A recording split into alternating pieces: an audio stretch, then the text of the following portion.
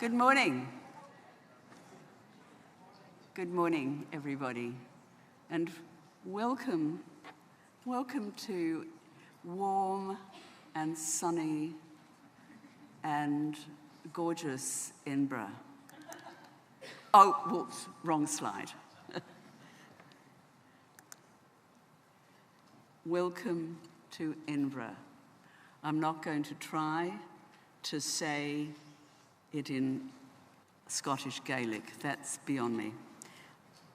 But it's wonderful to see so many people, and it's wonderful to be back all together in another face-to-face, all-together meeting, rather than by trying to do it on Zoom. We have a packed program, and the scientific committee and the local organising committee have really worked very hard to provide a fabulous program. I'm hoping that I get to some of it.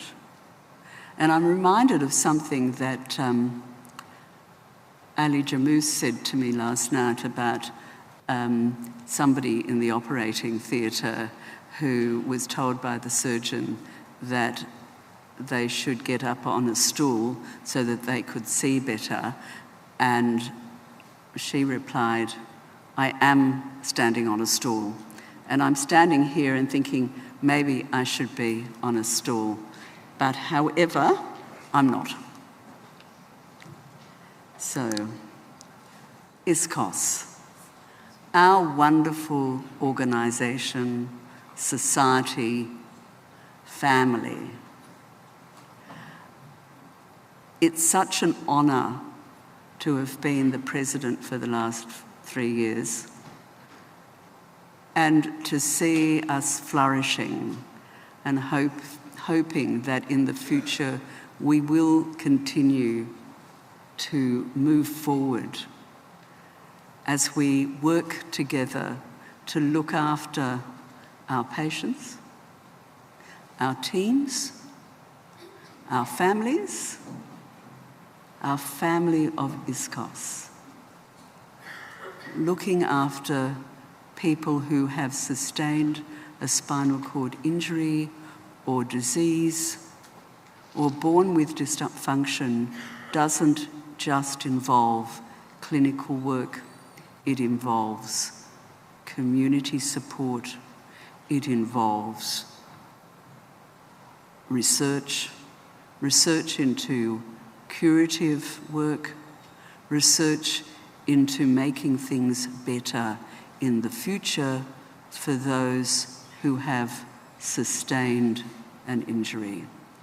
So in these 3 days, I hope that we all gain some knowledge that we can take away. I know that many of us will be giving of our knowledge, but it's much more important, I think, to listen and to look and to share. And hopefully we will all move forward as we leave at the end of the week. And here we are at the 62nd ISCOS annual scientific meeting, first started 62 years ago by Professor Sir Ludwig Guttmann and a group of dedicated fathers of the society. And I say fathers because at that time there was no expectation that there would be mothers and sisters and aunties, but there sure are a lot of us now. We have a group of wonderful sponsors in our exhibitors area.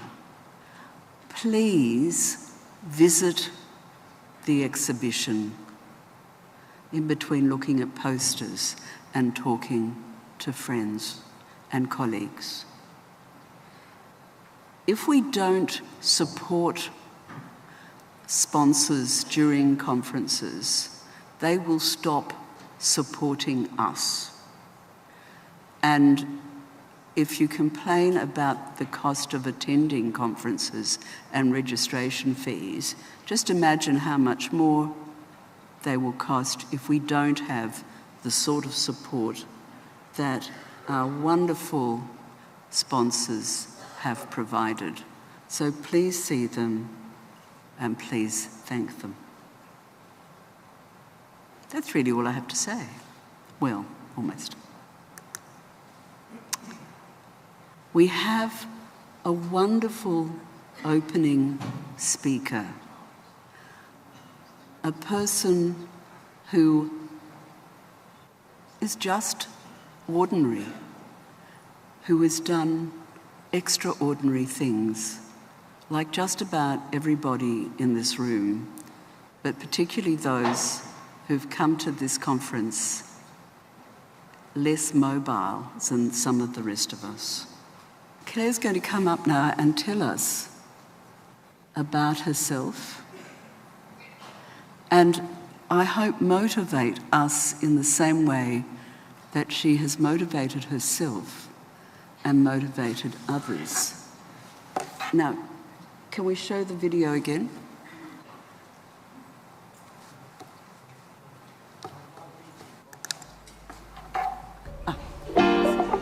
I'm Claire Lomas. I'm an athlete, I'm a wife, and I'm a mum. And in 2007, my life changed when I was paralysed from an accident. Since then, I've been a wheelchair user, but that hasn't stopped me doing what I want to do.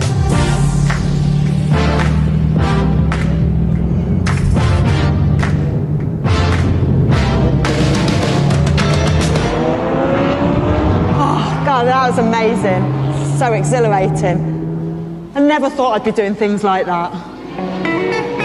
I've always loved getting out my comfort zone. I've walked marathons in my bionic suit. I even fly a plane. I've raised almost £1 million through my fundraising challenges, and it's led me to have a career as a motivational speaker, taking me across the length and breadth of the UK.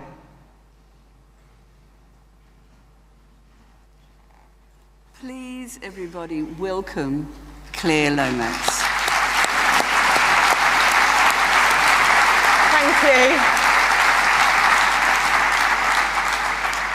Thank you very much. Wow, what an absolute honour to join you all. I've spoken at lots of events, but I must say this is the most special one to me because so many people in this room have helped me get to where I am now, and I wouldn't have this story to share if it wasn't for you guys. Now, I'm going to take you back to what my life was like before my accident. So going back to my school days, there was nothing I hated more than speaking in front of groups of people. In fact, I'd do anything to get out of it. Even reading a line from a textbook, I'd be thinking, oh, please don't pick me, please don't pick me. Avoiding eye contact with the teacher, and then I'd be like, Claire, and I would hate it. And now I find myself doing it all the time and absolutely love it. So before my accident, I'd been to university, got my degree, and set up a clinic that had treated my patients just part-time at home as a chiropractor. But my passion were the horses. And right from the age of 2 or 3, I was on ponies, and eventually got into the sport of eventing. It was just a few months before my accident, I was competing at the Burley Horse Trials. That is the highest level in my sport. And it was actually the back of where I went to school in Stamford in Lincolnshire. And at that time of year when I was at school, I'd always be there watching the top riders compete. To be riding there myself, it felt like all my dreams were coming true. It was a really exciting time for me. My ambitions and goals were set high for the future. And then on the 6th of May in 2007, I went off to Osberton Horse Trials in Nottinghamshire. It was an event I'd competed at loads of times before. I wasn't particularly worried about it. I was riding a horse that I'd ridden for 5 years. We knew each other really well. Anyway, we set off. The horse box broke down on the way there. So it didn't even look like I was going to get there in time, which was pretty frustrating because it was preparation for a high-level event about to come. Anyway, they fixed it. I got on the road and got to the event. Everyone actually says to me now, do you think that was a sign that you shouldn't have been going to the event? It wasn't, by the way. It broke down nearly every time I went anywhere. So I still would have been at the lowest of levels if I'd listened to the horse box. Anyway, the organisers were fantastic. They slotted me in a little bit later because I'd missed the times I was supposed to compete. So I ran around the cross-country course to see where I was going to ride my horse a bit later. I didn't have to think about it. I just put one leg in front of the other. It was easy. Then I got on my horse, did the first 2 phases, the dressage and show jumping, nipped to the loo. Again, it was all pretty straightforward. Came out, got on my horse and set off onto the cross-country course. Everything was going really well. We're about 2/3 of the way round, and the woodland track split into 2. It's actually the photo you can see. My horse thought we were going one way, we were supposed to be going the other way. It was the smallest misunderstanding, the tiniest of errors. He clipped his shoulder onto the tree, flung me into it, and when I hit the ground, I knew I was paralysed. I'd had bad falls before, but always got up. This time, I couldn't feel the ground I was lying on, and I certainly couldn't get up. I was airlifted to the Queen's Medical in Nottingham. It was there I was told what injuries I'd got. So I'd got a T4 complete spinal cord injury. But I also fractured my neck, fractured ribs, punctured a lung. I ended up in intensive care for 10 days on a ventilator to breathe really poorly with pneumonia. But it was the day I got in there, I was operated on, had titanium rods put into my spine. And it was after that the consultant came in and spoke to me. Before I got pneumonia, and I remember it, and I remember it well. He told me words I never wanted to hear. It was highly unlikely I'd ever walk again. It's a huge thing to take on board, and all of you in here will know how much it affects. It's not just that I can't walk. Nearly everything from my injury level down was affected. So there's so much to cope with, the bowel and bladder, no sensation, temperature regulation, blood pressure, nearly everything. And it didn't just mean that I'd lost my career, that I wouldn't ride my horses in the way I did and compete eventing again. It also meant I wouldn't dance the night away with my friends again. I wouldn't feel the water as I soaked in the bath at night after a long day again. It was the absolute abrupt ending to so many things. So it wasn't going to be without some hard times. They did an amazing job in intensive care. Got me better to be able to be moved to Sheffield's spinal unit. And this is where I thought my hard rehab would start. I knew that my injury was severe, but I knew that I wanted to give it everything I'd got to make any recovery. But in the worst case scenario, I wouldn't get anything back in terms of movement and sensation. But it helped keep me fit and healthy, prevent things like pressure sores and circulation problems. Again, they did an amazing job at getting me from bed rest into a wheelchair, which sounds straightforward. It wasn't. I kept feeling so sick because of my blood pressure, and I had to build up 5 minutes to 10 minutes, and gradually could manage to sit in a wheelchair for longer sessions. And my physiotherapy sessions then started, and I was eager to get on with it. But it wasn't like what I hoped it would be like.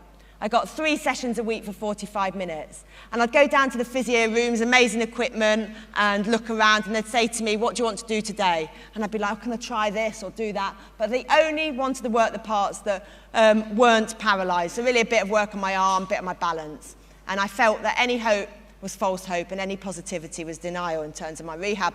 So I'd been in there 8 weeks. I was supposed to be in there. They told me it'd be 5 or 6 months. But I'd had a night at home, and I'd survived that.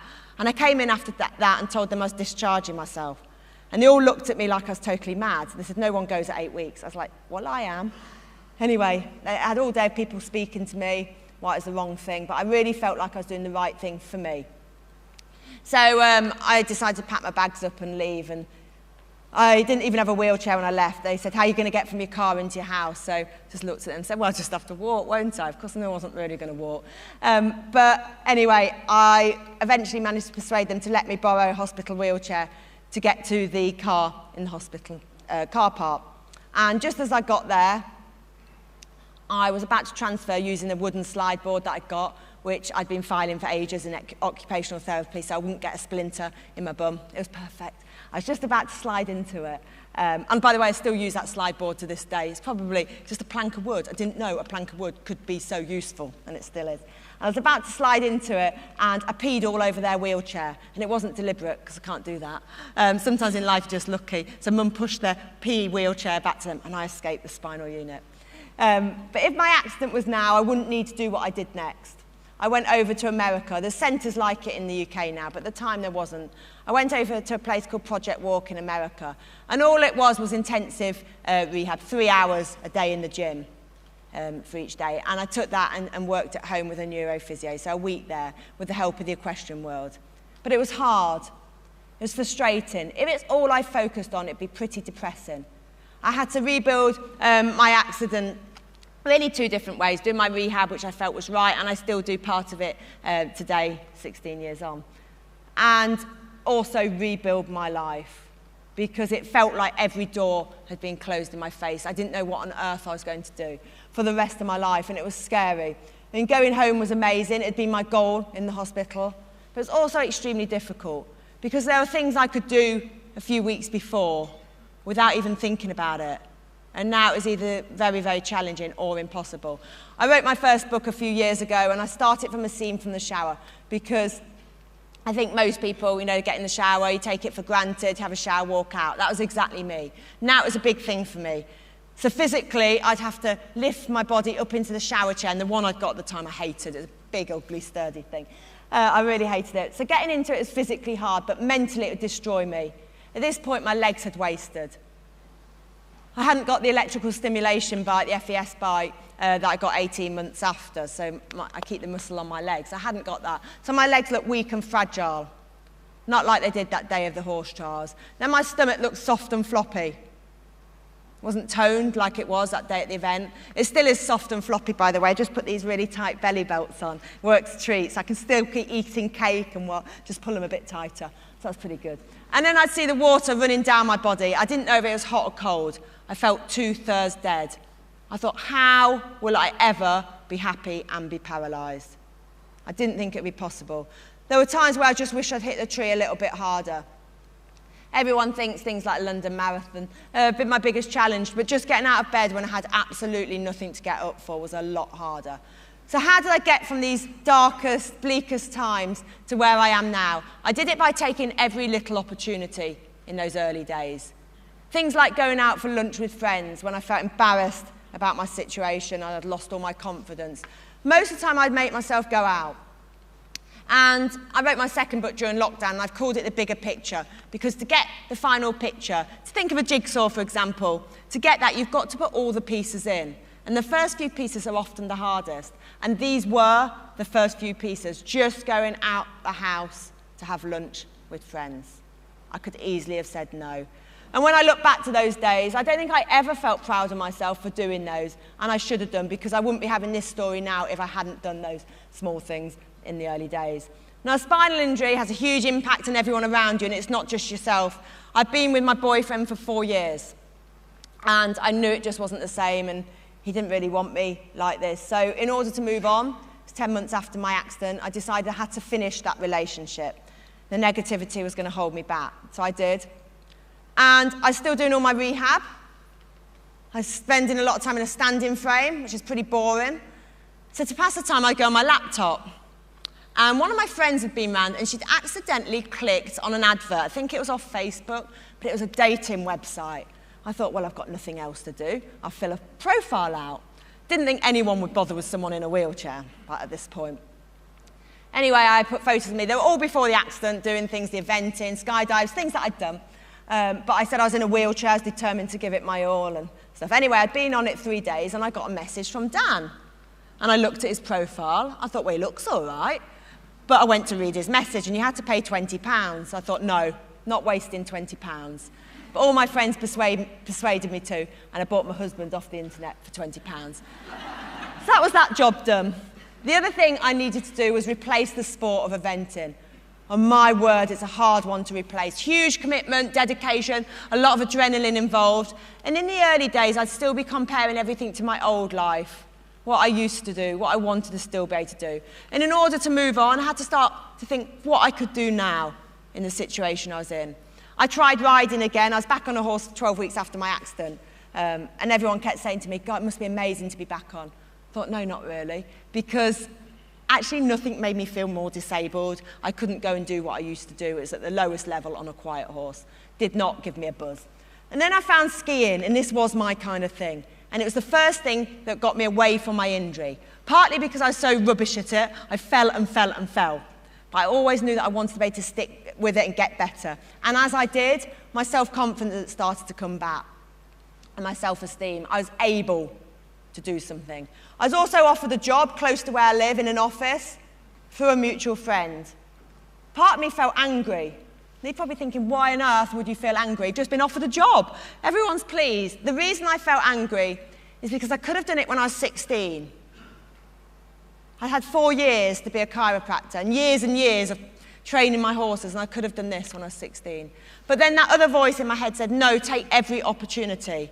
And that's exactly what I did. And just like going out for lunch with friends, even on the days I didn't feel like it, I'd go into the office and always came back feeling better. It was another section of the jigsaw complete. I also got offered a job got offered a place onto the British Development Ski Squad to possibly race for the Paralympics.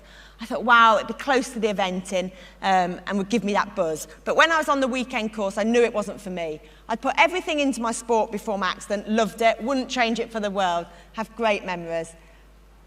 But I didn't want to go back to that, but the main reason is I was 12 weeks pregnant with this little one.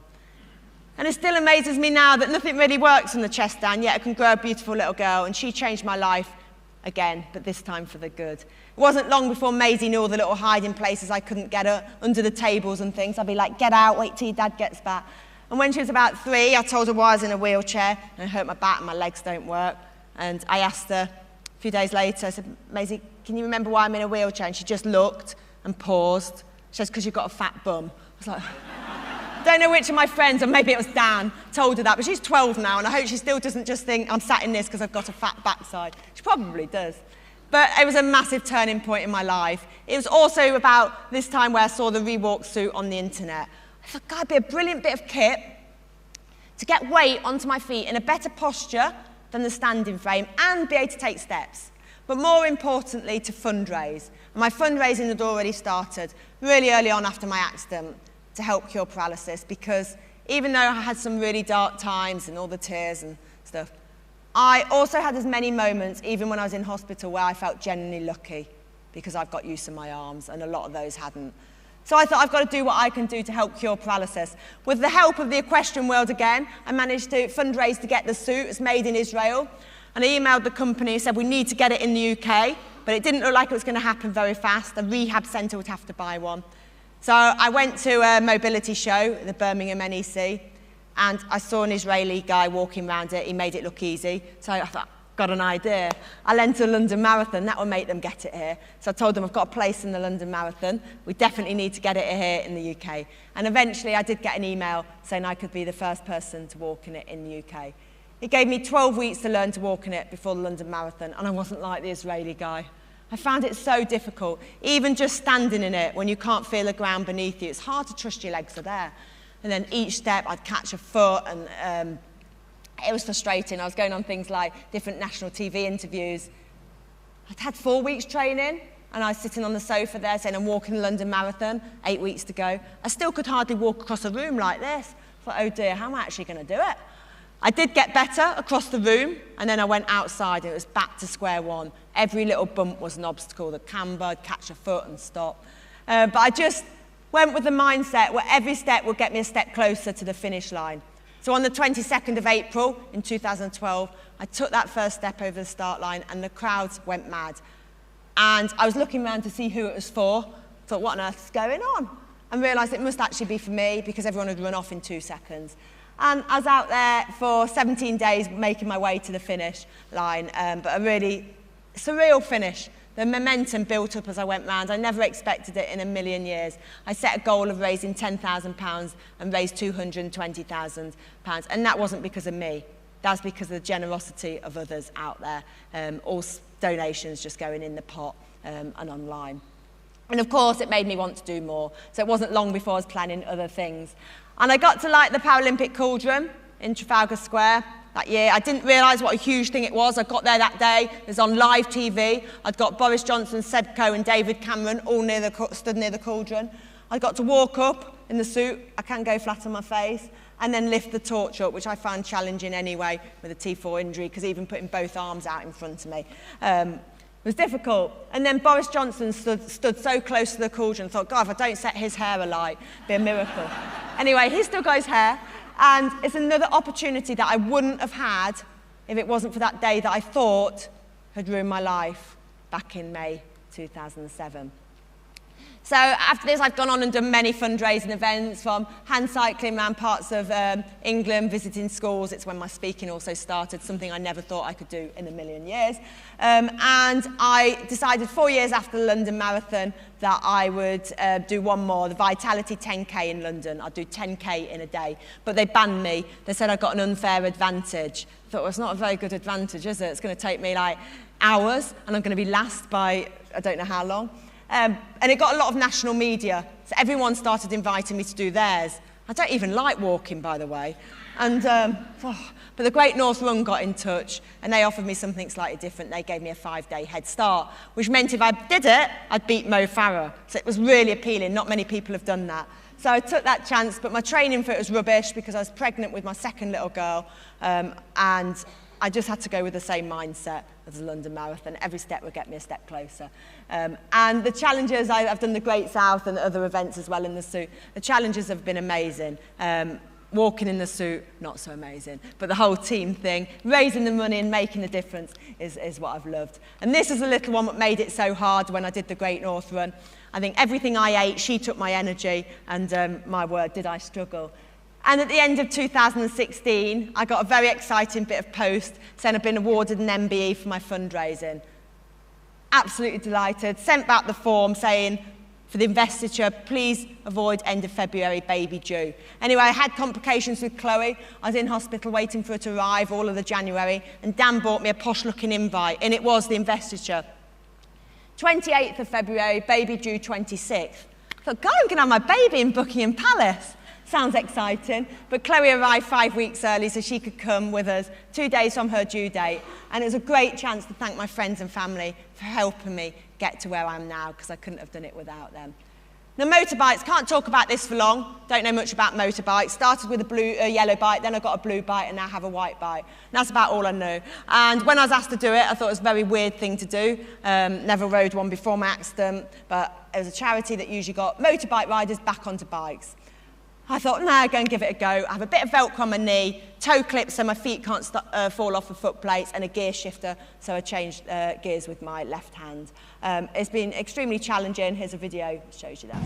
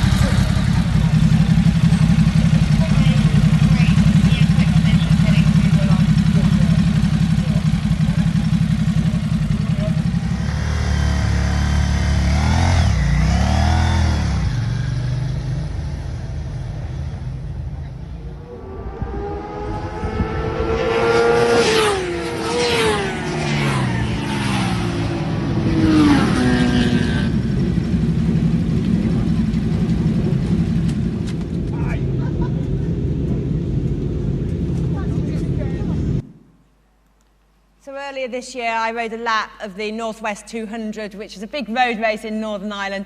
I was absolutely petrified. I'd never ridden on the road before and did it as a charity lap. And when I think back to my hospital days, I never thought I'd be able to do the things that I've been able to do. And you know, I'm often out there over 100 miles an hour, and I look down and make sure I'm still Velcroed on the motorbike.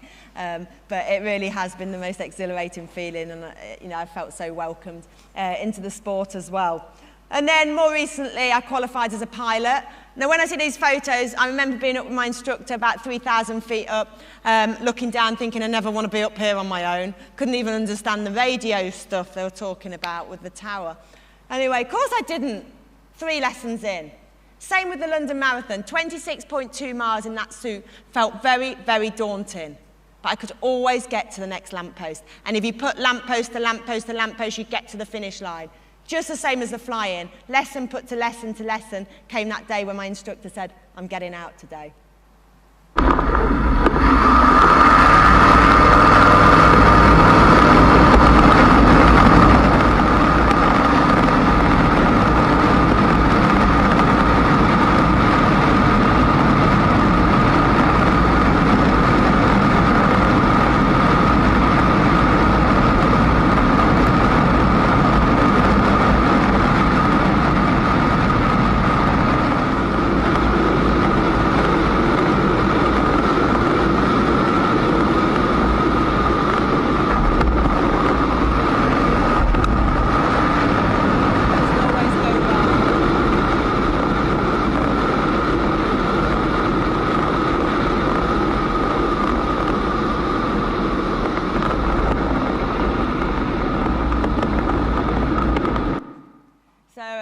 with all my challenges is to raise money, and I've raised almost 900,000 now, so got the million mark in sight. And I've actually auctioned flights with newly qualified paralysed pilot, and people bid. Like, how weird is that? I didn't expect anyone to bid for that flight, and I took a lady up recently, 80-year-old birthday treat for her. I don't know if it's a treat, but we both came back safe, and I've also taken my family, and even my 6-year-old daughter's been in the back with me. So, yeah, I'm loving it. But really, oh, that one shouldn't be on that. But really, I just want to leave by saying a huge thank you to you all. You know, 16 years on, nothing's really changed, has it? I'm still paralysed and the chest down. There's one thing that has changed, and that's my mindset. So I went through a process of grieving for what I'd lost, accepting what had happened to me, and finally adapting to my new situation. And it wouldn't be this story I had to share today if it wasn't for a lot of you in this room. I know that I've been lucky. I couldn't have done what I've done without the huge support of a lot of people, friends, family, and even strangers, and I'm forever grateful. But I also know that I've made my own luck. If I'd carried on dwelling on all the things I hadn't gone, and the list felt that long in the early days, if I kept focusing on them and not the things that I could do, then I wouldn't have had the best days of my life after my accident. Thank you very much. I'm around at the break time. Feel free to ask any questions. And I've also got copies of my book. Thank you.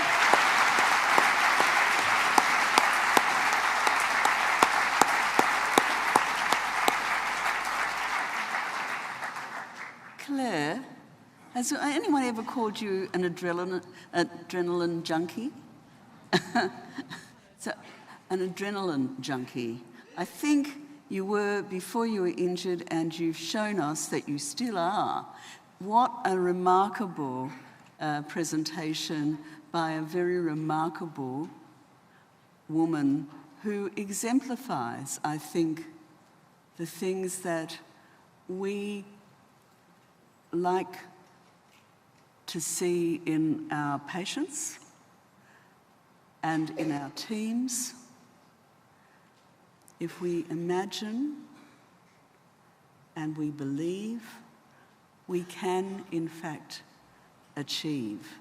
Thank you so much, Claire, for giving us of your wisdom and showing us what one can do if they believe. Thank you.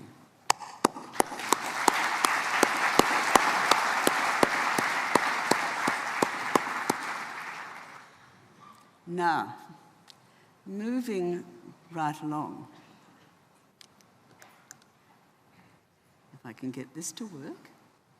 Yes. The Guttmann lecture. Why do we have a Guttmann lecture every year? Professor Sir Ludwig Guttmann, a Jewish refugee neurosurgeon from Germany. The War Office did not know what to do with him, so they sent him off to Stoke Mandeville, where he could look after those poor cripples who had been injured in the war, in the Second World War, and hadn't died.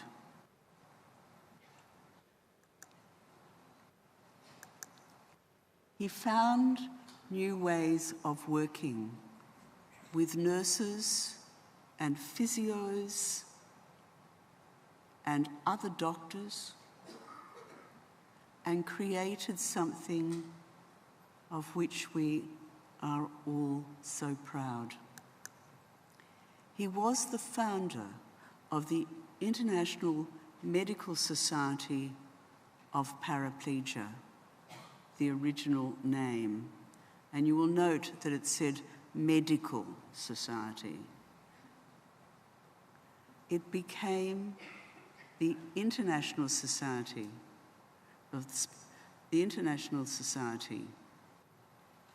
that we now know today as being a transdisciplinary and interdisciplinary society that welcomes people working in the area of spinal cord injury and people who have had a spinal cord injury or a disease process that has left them with a complete or incomplete cord injury. That's what we are today, not limited by the original name.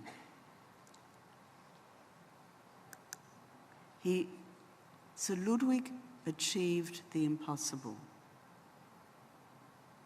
We've heard from Claire about achieving the impossible. It's only impossible if you think it's impossible.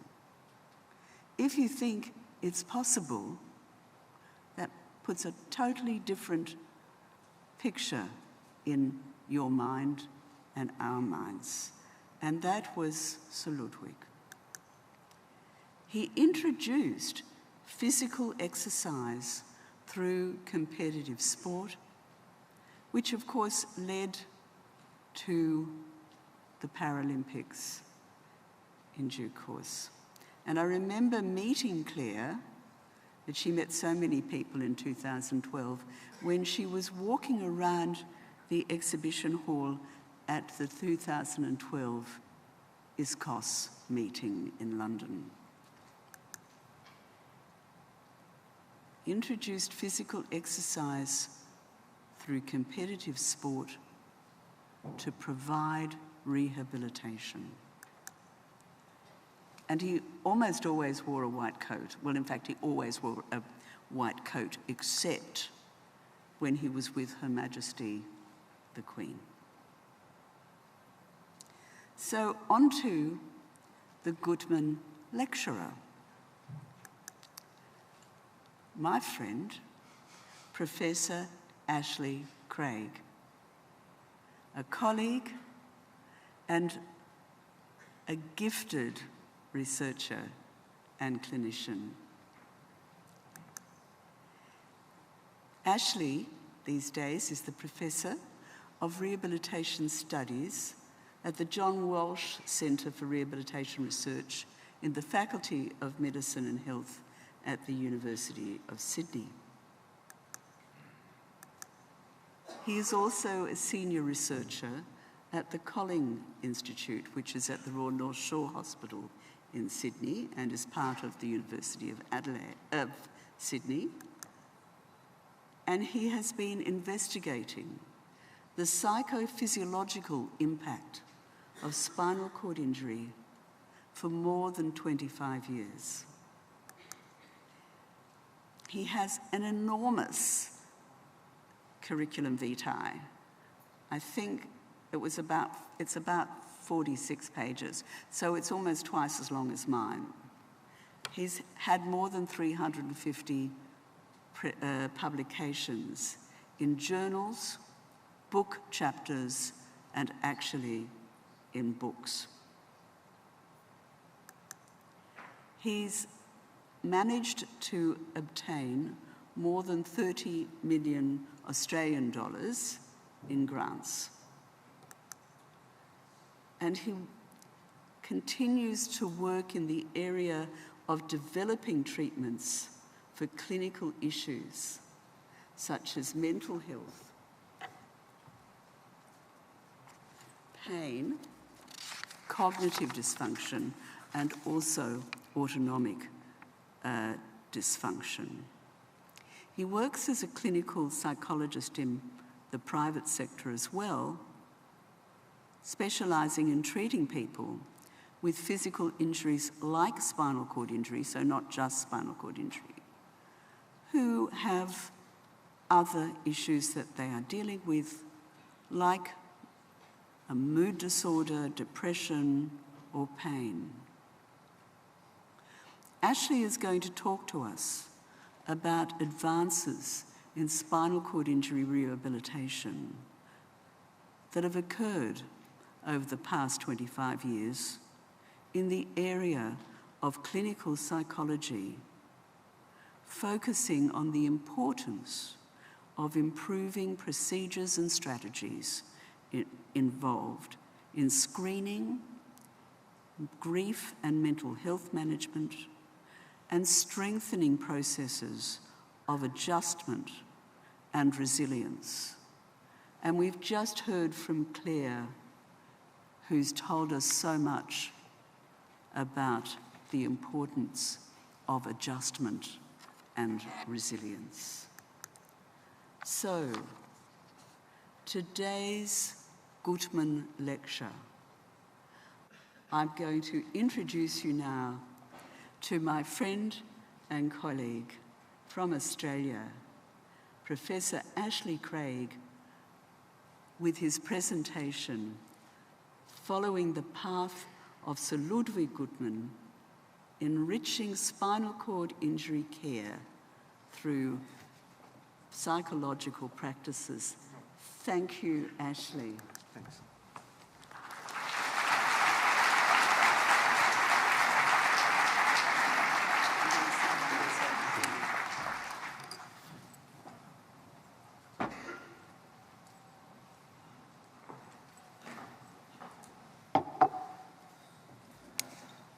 Thank you, Ruth, for that very kind introduction. I was sitting down there and thinking, who is this person?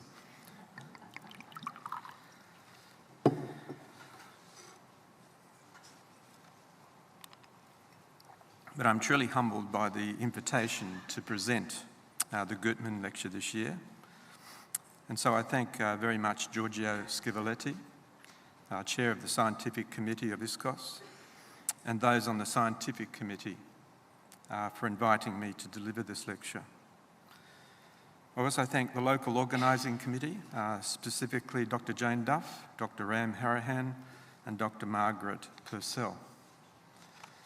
Mind you, on the 24 to 30-hour flight, I'm not sure I was thanking them very much from Sydney. But once you're here, it all changes. And of course, how could it be more romantic than ISCOS being held in Edinburgh? One of my favourite cities in the world. I look forward to seeing the attractions of Edinburgh again, and certainly attractions of the liquid kind, fine whisky, and of course there's me piping, but of course too much fine whisky, I think. Scotland has many charms, and one being a grand castle in Huntly, Aberdeenshire, and this is called, of course, Craig Castle. And my bias is very clear, and when I visited Scotland for the first time, I was very impressed by the number of castles that had Craig in the name. In my naivety, I thought my ancestors must have been quite incredible, till I learned that the word Craig in Scot is derived from the Gaelic word for rock, and that many castles were built, obviously, on rock outcrops for defence. However, not this one. This one was inhabited by a Lord Craig in the 1500s. So just to introduce myself, my professional area, I know Ruth's done a good job, but let me do another slide on it, and my research interest. Who am I? I'm a researcher and a senior clinical psychologist. I do one day in a clinic, helping people adjust to injuries, not just spinal cord, but head injury, all sorts of injuries, and attempting to help them adjust to their disabilities. My research has mostly focused on mild to severe injury and disability rehabilitation with a mental health, psychosocial and neuropsychophysiology focus. Here are some examples of my research. Papers, for instance, in brain activity and spinal cord injury pain, HRV or heart rate variability activity and fatigue, psychological morbidity, autonomic dysfunction, pain catastrophizing, hands-free assistive technology called MindSwitch, And there it is there. If you want to know more about this, this was developed in the 90s, turning on TVs, changing channels with one's brain. And of course, I love this joke, which was printed in New Scientist some years ago. And I think it catches the spirit of the mind switch. But let's go forward. Let's give credit where it's due.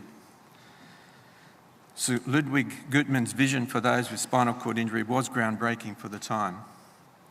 He introduced an innovative approach to spinal cord injury rehabilitation by incorporating sporting activities, emphasising the importance of employment, for instance. He did not view spinal cord injury rehabilitation solely through a biomedical lens. For this, we all need to thank him. And this special lecture is, of course, a great example of honouring his legacy. The question today, of course, is how far have we progressed since Sir Ludwig to ensure that spinal cord injury rehabilitation is not only medically advanced but also person-centred? There are traps, of course, when using a sports goal, and of course, following Claire's presentation, it's a bit hard to come up here and follow her. But I'll tell you a story that was told to me by a colleague who was a psychiatrist. I won't tell you where, which hospital. But he works in liaison psychiatry, and with adults, part of his work is working with adults with acute spinal cord injury. And he told me this story some time ago.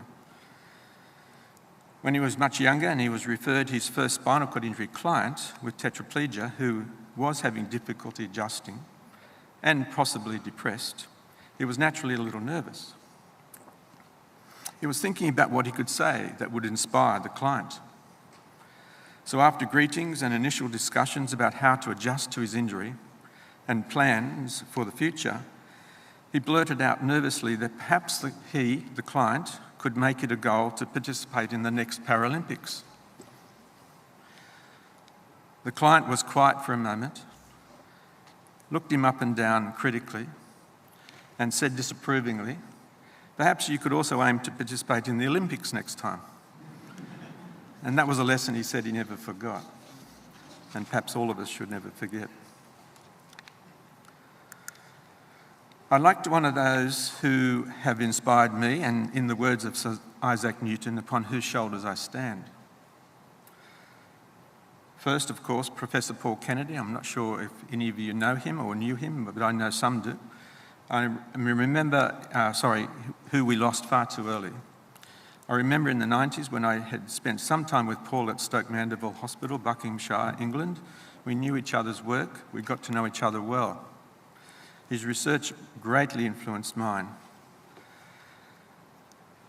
But I must also thank my colleagues. I know many of them are here. There was quite a contingent coming from Sydney and from the John Walsh, and so I acknowledge those. Specifically, though, in the team I work, there's Professor James Middleton, Dr. Yvonne Tran, Dr. Mohit Aurora, and Dr. Ilaria Pizzato. Professor Philip Siddle, Dr. Johnny Burke, and I have one of my very talented PhD students here called Jake Schoffel. There are many others that have inspired my work, but I acknowledge those champions who have contributed very significantly to the spinal cord injury psychosocial area over a number of years, many of whom I will most likely you'll see cited in this talk. But I also thank Dr. Jane Duff, who's the chair of the ISCOS Psychosocial Interest Group, and also Dr. Tyne Van Diemen and Dr. Kimberly Mondon, both currently highly involved in the ISCOS Psychosocial Interest Group. In this lecture, I will highlight the unique value and contribution of psychological practices within spinal cord injury rehabilitation and how it has evolved over time. At least I'll try. We know that rehabilitation following spinal cord injury is by necessity a complex process, with today the biopsychosocial model recognised as core to service provision. Terms like the following which would now be commonplace when conducting rehabilitation. You might be guessing some of these words, see if you get them right. Adjustment, coping, self-efficacy, participation, quality of life, psychological resources, resilience, lived experience, mental health. And I'm sure you have other terms which you could throw in. And you might ask why I'm committed to this area. Talking about the impossible, when I was very much younger and I was about to publish my first paper, I thought that was impossible. But it wasn't easy, but over time it becomes something you can achieve. But I'm committed to advancing psychosocial processes in severe injury because I'm committed to the qualities, or those qualities we sometimes take for advantage, such as freedom, compassion and equality. Before I go further, let me say the following. The whole MDT, or the multidisciplinary team, is responsible for the provision of a person-centred culture of care. Secondly, spinal cord injury rehabilitation is a goal-oriented process. Third, spinal cord injury rehabilitation requires an integration of multidisciplinary health interventions with a multidisciplinary team.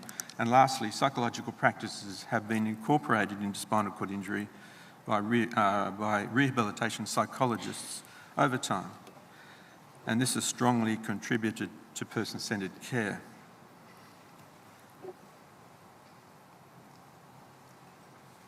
So having said that, let me just go into some of our research. One of the things we have done is to develop a model which tries to capture the dynamics and the complexity of adjustment. It's not a simple thing, adjustment, as you appreciate. So I want you to memorise this model, and I might refer back to it. I will refer back to it, but I'm sure you'll be able to get these notes and also get access to this detail. I'm not going to go through that model before you in each phase. But psychological practices must be based on our understanding of adjustment after spinal cord injury, which is a complex process. To illustrate this, here is the model that I've talked or just introduced you to, and it's called the Spinal Cord Injury Adjustment Model, or SCIM.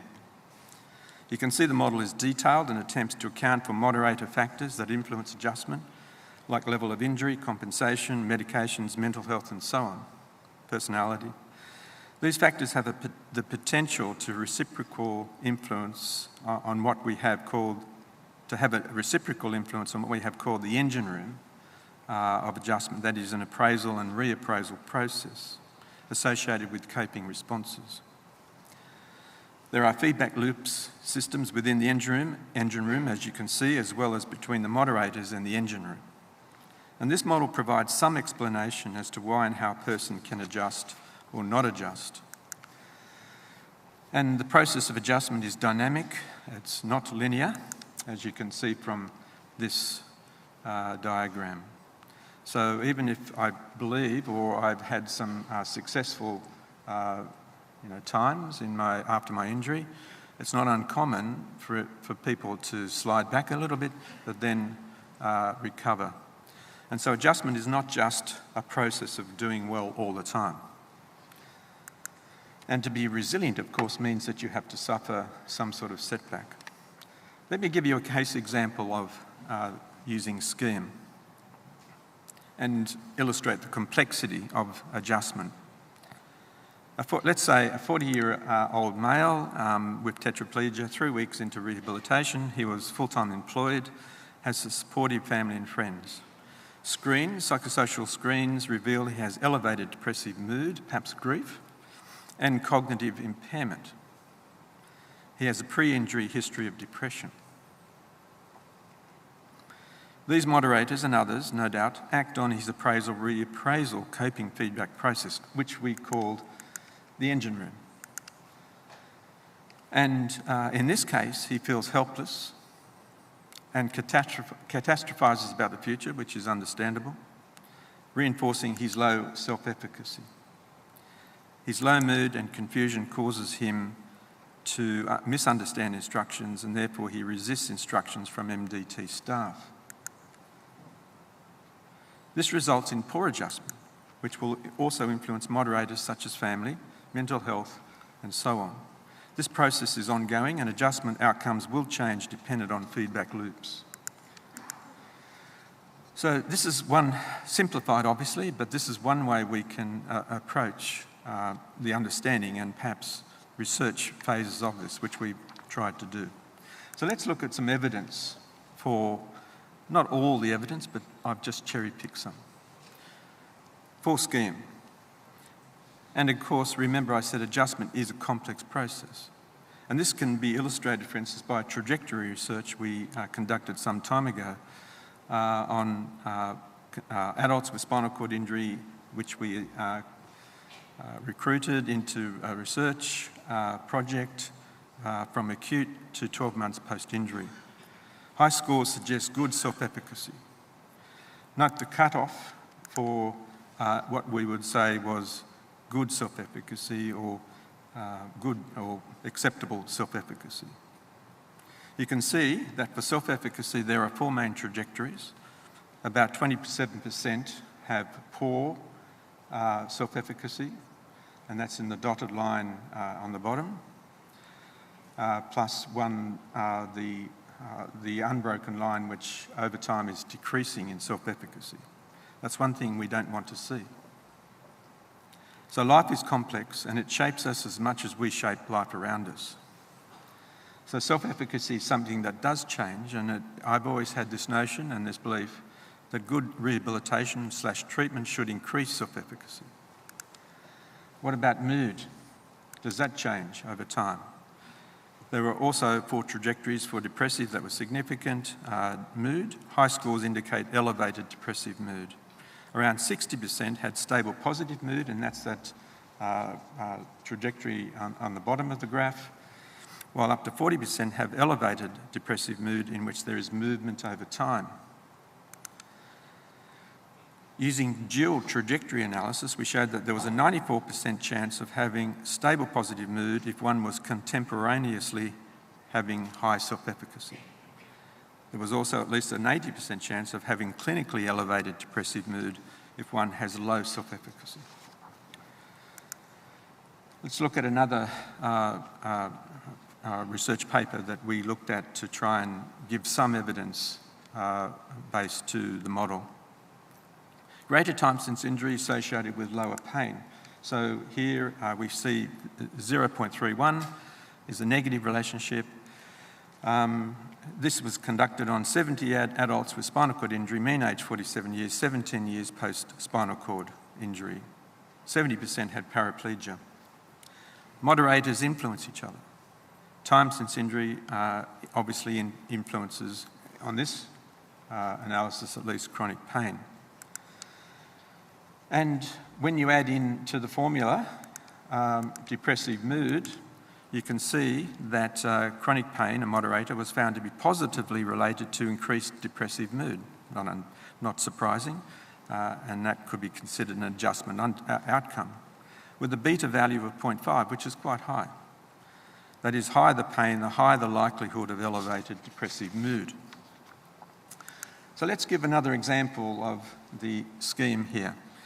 The same person, but let's say now that this 40-year-old person has neuropathic pain, a moderator, that results in catastrophizing, thinking about his pain, perhaps fear of pain, which is not uncommon, and this has a negative impact on his engine room processes. That is, his appraisal, reappraisal, coping, feedback processes, feeling helpless, poor self-efficacy, and catastrophizes, not just about the pain, but about the future. He employs maladaptive coping strategies like avoidance of friends and family, poor self-management, and he abuses alcohol. That feeds back and has a negative effect on his engine room, and this, of course, then feeds back to moderators.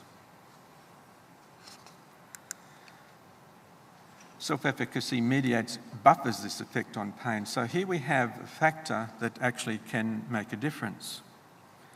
Let's say our 40-year-old man has robust self-efficacy. In this case, self-efficacy acts to buffer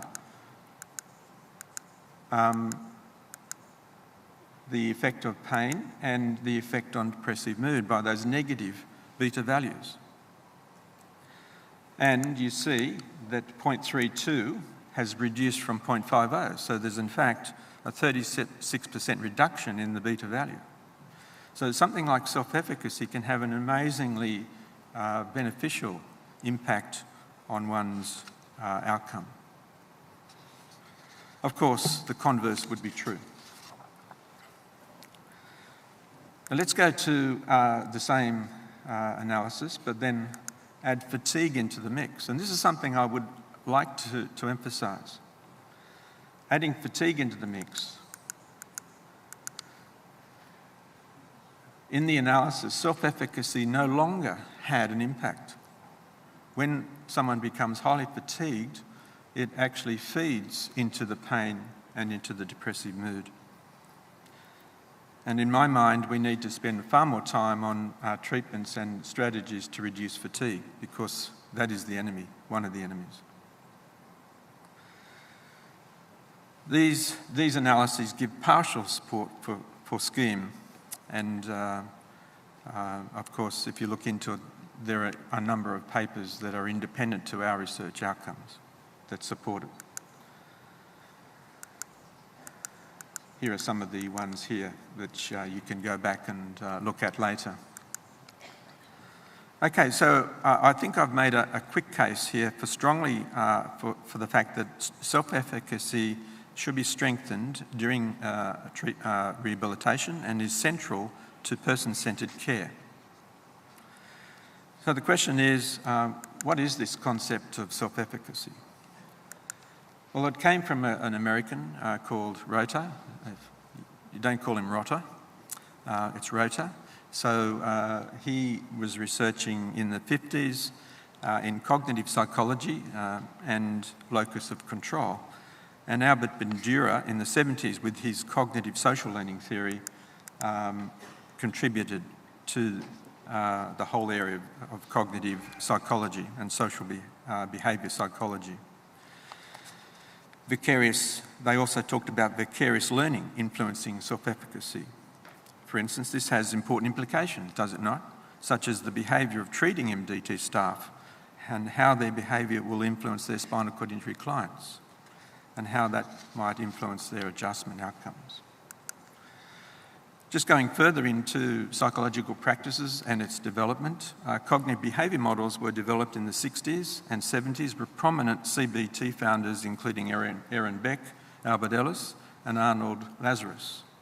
These theorists and others have greatly influenced the development of models of health, like the biopsychosocial model in the 80s, Engel, the health belief model, Rosenstock, 74, then the transactional model of stress and coping, by Lazarus and Folkman. And of course, the social disability model, Shakespeare 2006, and all of which have driven psychosocial practices and rehabilitation.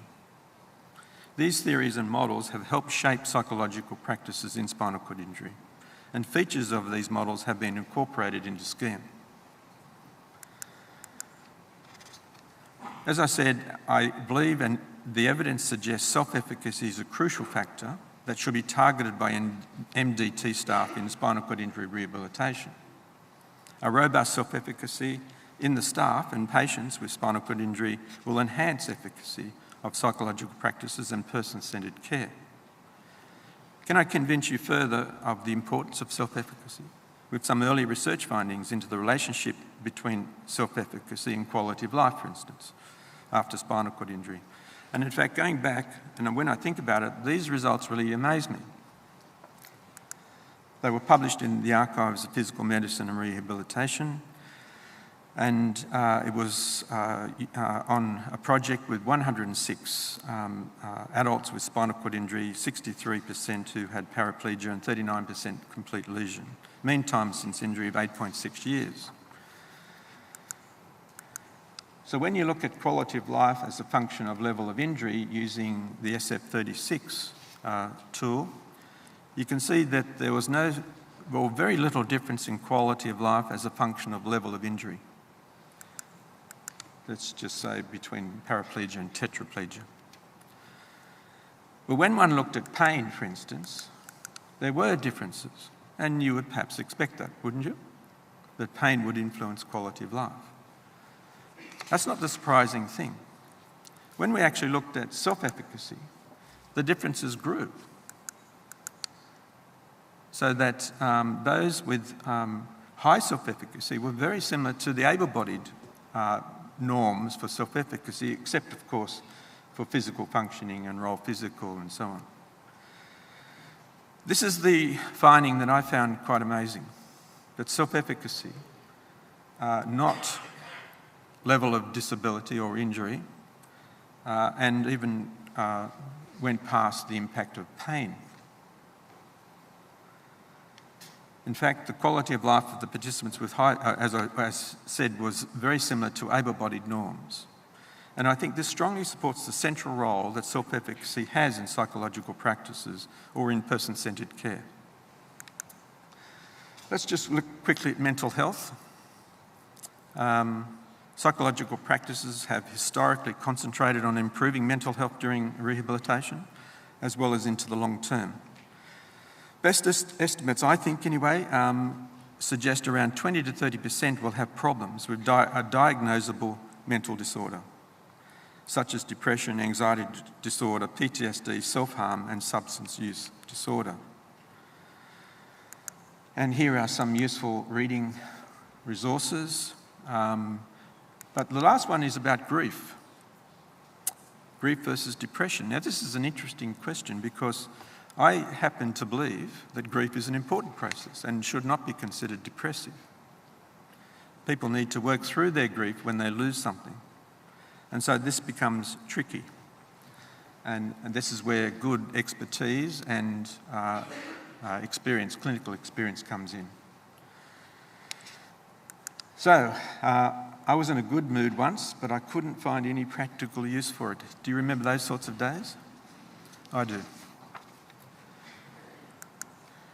Colleagues working to improve psychological practices after spinal cord injury have recently developed effective guidelines for mental health disorders, developed by Charles Bombardier, Jesse Fan and colleagues. And I recommend you look these resources up if you want to go further.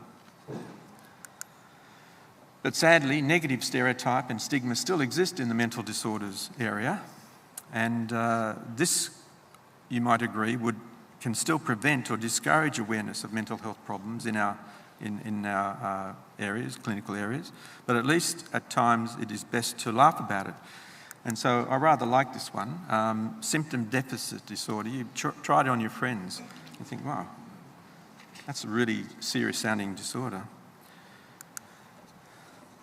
That's a lobe off my mind. Being serious though, negative stereotypes associated with mental health will likely act to prevent many people with spinal cord injury seeking psychological help or during rehabilitation or even when living in the community. We need to work further on breaking down this barrier. This next one, you don't need to read all of it, but just if you glance down on the right column, you can see that the studies so far that have tried to see whether psychological treatments can actually help mental health, well, the findings are promising, but we're nowhere near there yet. One of the problems, of course, is conducting randomised controlled trials in this population. Perhaps different designs are needed, but you can see CET has a significant improvement. Mehta et al., CBT holds promise. Dawson et al., CBT has a significant positive impact, but there is still problems. Post and Van Leeuwen, CBT or coping effectiveness show promising results but suffer from methodological weaknesses. My own research in 1998 concluded group CBT for spinal cord injured persons who are depressed and anxious during the rehabilitation were found to reduce depressive mood and anxiety in the short and long term, not those who weren't depressed. This should be surprising, shouldn't it? And so we followed this work up some years later and published this in 2017. And those who weren't depressive had no significant change over time up to 12 months post-injury. But when you look at those who were depressive during rehabilitation, who did receive some sort of treatment with CBT, look at the result. In the clinic, I don't treat people who aren't depressed. And I think this needs to be thought about in rehabilitation. But we also need to explore community programs for those with spinal cord injury and who are also experiencing mental health disorders. Okay, so in addition, there are excellent guidelines, examples of guidelines for improving psychological practices and person-centred care, such as Russell et al., published in the Journal of Spinal Cord Medicine in 2016. To quote Russell et al., people with spinal cord injury have to learn to care for their medical needs, overcome attitudinal barriers towards disability, learn to manage caregivers, cope with changes in social support, and adapt to sexual dysfunction. It is essential to have well-trained experts in social and psychological interventions as part of any comprehensive rehabilitation team. I agree strongly, obviously biased. We all understand the importance of social and family networks. Remarkably, I don't know if you know George Burns, a comedian from an American comedian, had a unique angle on social support. He wrote some years ago, "Happiness is having a large, loving, caring, close-knit family in another city."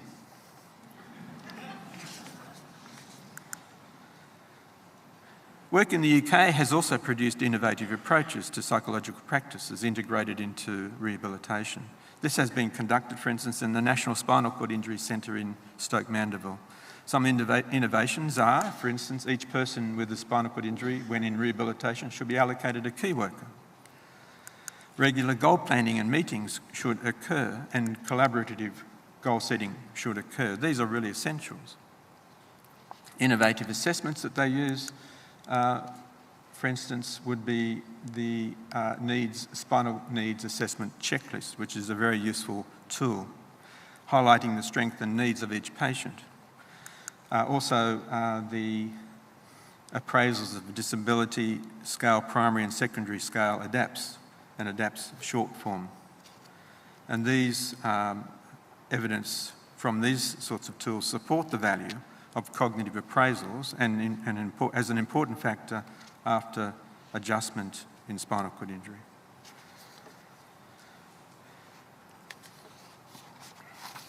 Okay. Expectations and appraisals are everything. This takes 9 months to download. All right. It is critical, I will say, that psychosocial guidelines for spinal cord injury rehabilitation are developed, with a strong focus on enhancing adjustment, coping skills and resilience. This will greatly improve, I think, person-centred care outcomes. Given, as we've showed in this paper here, that as many as 60 to 70% of adults with spinal cord injury do not develop a clinically diagnosable mental health disorder, understanding psychosocial aspects of adjustment, coping and resilience post-spinal cord injury is therefore paramount. It is crucial that this knowledge is used to formulate adjustment-enhancing interventions. Therefore, it is critical that psychosocial guidelines for rehabilitation are developed with a strong focus on enhancing these factors. Let's look at our own work in this area. We've recently had achieved a third upgrade of these guidelines, first done in 2008, 2014, and now 2023. And I've said categorically I'm not doing another one. However, it was conducted with an extremely expert group, and it's a lovely now resource for the 3 spinal cord injury units in Sydney, Australia. The practices in these guidelines are based as much as we can on evidence or consensus, with principles such as improving person-centred care, screening for distress and cognitive impairment / decline, and using effective communication. They contain 7 key recommendations, as you can see, and these are now, we're conducting a study in Sydney to implement these 3 into the 3 spinal cord injury units.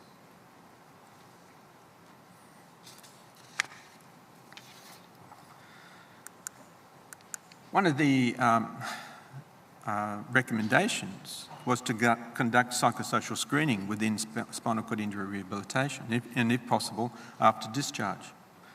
Some of you may be aware that a psychological functioning basic data set has recently become available and was put together by an international ISCOS committee. You can see those involved there.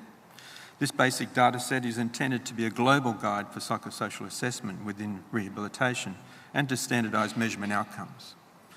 So to understand better globally what is happening.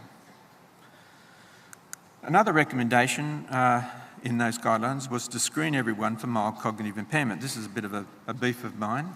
Those of you who know me know this. See the results in a meta-analysis, which we had really nicely published in Neurology.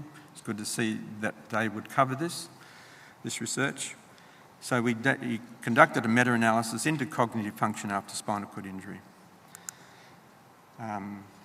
You can memorise those if you want, but I would suggest you go back to the notes. They're the studies that met our fairly strict criteria for inclusion, and there is no question. The robust variance estimation of the meta-analysis, the G, which is the effect size, was quite large, indicating in those studies, an overall increased occurrence of cognitive impairment. We concluded adults with spinal cord injury do indeed have elevated risks of impairment. And in a 2017 paper, we concluded that the odds of an adult with spinal cord injury having mild cognitive impairment was 18 times more likely than an able-bodied adult. These findings support routine cognitive screening in adults with spinal cord injury during rehabilitation. We argue cognitive screening will improve person-centred care, as rehabilitation strategies can be adapted for those found to be cognitively impaired or in whom cognitive decline is occurring. We don't know if it's occurring if we don't measure. Furthermore, using network meta-analysis, we showed that 2 domains especially were more likely to be affected: executive function and attention. Executive function, working memory, attention, processing speed. These are the 2 domains which are more likely going to be affected, and we need to know if this is occurring. A lot of screens have language, but language doesn't make a distinction, like nothing wrong with their language, or even their short-term memory. But these 2 domains are really important. If these results are independently verified, strategies designed to improve cognition should be integrated into rehabilitation. However, a major problem is, as far as I know, there are no cognitive screens designed specifically, especially for spinal cord injury, that focus on these domains and which are hands-free. And we discuss this in the paper you see there. But let's just quickly bust some myths, shall we? Myth 1, adults with higher complete injuries will not adjust, cope as well as those with lower incomplete injuries. Busted. Injury severity or level is rarely found to predict adjustment outcome. Don't believe it. Myth 2, adjustment must involve a process where people pass through linear stages of grief, such as denial, anger, bargaining, depression, and finally acceptance. Busted.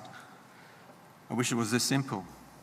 Adjustment is complex, a multifactorial, non-linear process.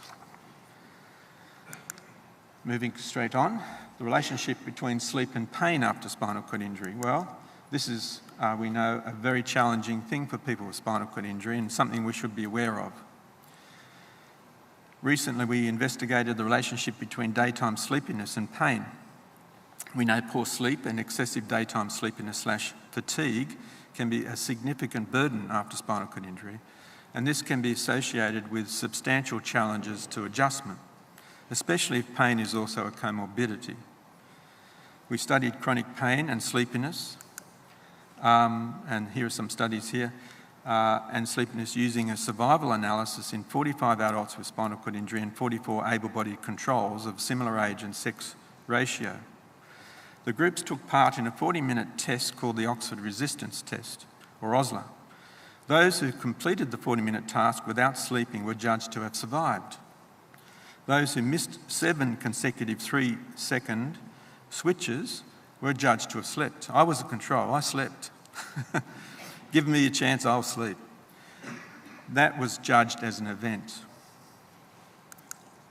So what happened? Quite dramatic, really. Pain catastrophizing, a top-down factor, was found to significantly be associated with falling asleep in the survival analysis. So low pain catastrophizing group, around 30% fell asleep. But look at this, high pain catastrophizing, 70% fell asleep, while there was no difference in the able-bodied controls. The implication is that psychological practice in spinal cord injury rehab should be designed to help patients manage cognitive biases like pain catastrophizing, with the aim of not only improving mental health and self-management of pain, but perhaps also reducing daytime sleepiness and fatigue, improving sleep, energy levels, and overall quality of life. Doesn't that sound lovely?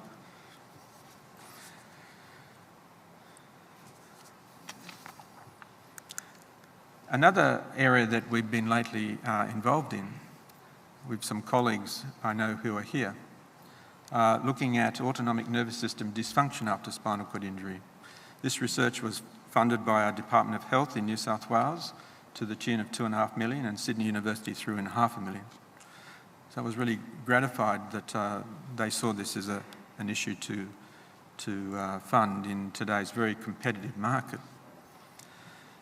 Following spinal cord injury, neural pathways of the ANS, or autonomic nervous system, particularly sympathetic pathways, are often disrupted.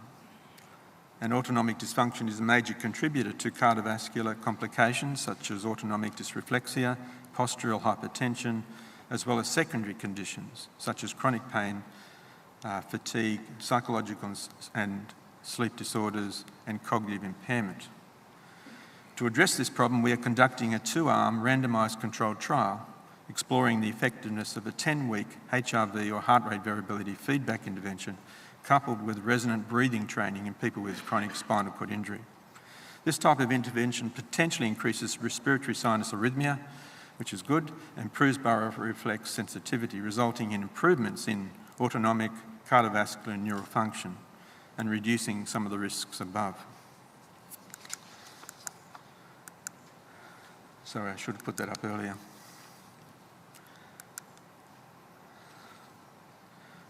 So just a glimpse. I can't name the people, we're still in the trial, but here are 2 people that I've actually the first 2 through, and showed they were treated, these 2. Both participants, A and B, showed very large increases in R2R variability in low frequency power. Increases in heart rate variability like this will be highly beneficial for adults with spinal cord injury. One was a 58-year-old incomplete, and the other was a 54-year-old incomplete at T4. The first one was a C3, C4. Note the large increases in R2R variability during paced breathing. And that's amazing. It really was amazing. And we are very excited that this could prove to be a very interesting way to go. The 2 participants at 10 weeks, I think I've only got 10 weeks in my mind, reported improvements such as reduced fatigue, pain, and increased quality of life. But I want to show you this, because this was really exciting. And in another participant with low thoracic traumatic injury, we are also seeing excellent improvements. Breath rate in blue, you can see it's paced at 7 breaths per minute, and heart rate in red during initial resonant frequency feedback sessions. But the red doesn't look good, does it?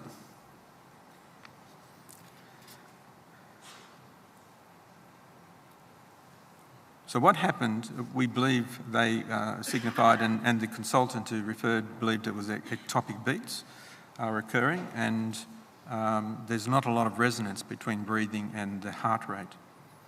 However, after 5 weeks of resonant breathing feedback, look at this. You need to look at that and just appreciate it. How much better it looks.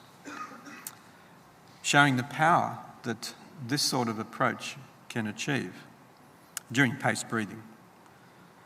We believe this treatment has great potential for improving function after spinal cord injury, such as blood pressure variability, cognitive function, and baroreceptor sensitivity. So coming to the end, you'll be pleased to hear a few other new things that we're doing. We've just completed a health maintenance tool composed of a number of modules. It was officially released a couple of 2, 3, 4 weeks ago. There's a hard copy online and toolkit apps available, packed full of information, resources, tips, and self-management strategies to manage secondary conditions after spinal cord injury. The first module being mental health, with 5 others: bladder, bowel, skin pain, and autonomic dysreflexia. The 2 leaders in this were James Middleton and Mohit Arora, both who are here. You can grab them later and talk to them about it. But just lately, with Alan Heinemann, a colleague in the US, he was leading a team, myself included, international team, who we won an NIH grant on looking at the impact of length of stay on spinal cord injury adjustment outcomes. So that's another exciting outcome that we're involved in. Well, did Einstein define insanity as doing the same thing over and over again and expecting different results? It's a little bit controversial whether he did or not, but let's say he did. If so, he was talking about in the context of physics. But we don't want this applying to spinal cord injury rehabilitation. We need to continue walking in the path of Ludwig by conducting high-quality research across every field of rehabilitation. Then we need to translate and implement best evidence into rehabilitation strategies and interventions so person-centred care can continue to progress. I believe I talk on behalf of my psychology colleagues that we are proud of the contribution that psychological practices have made to rehabilitation over the years and will continue to make, we promise. Thank you very much for listening to me. I appreciate it, and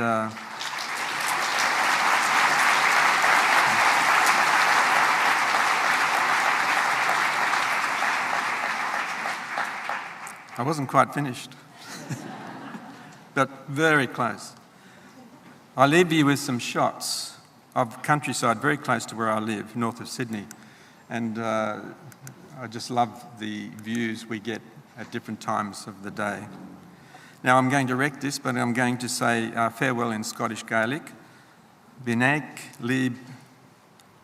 Please come and correct me later. Thank you.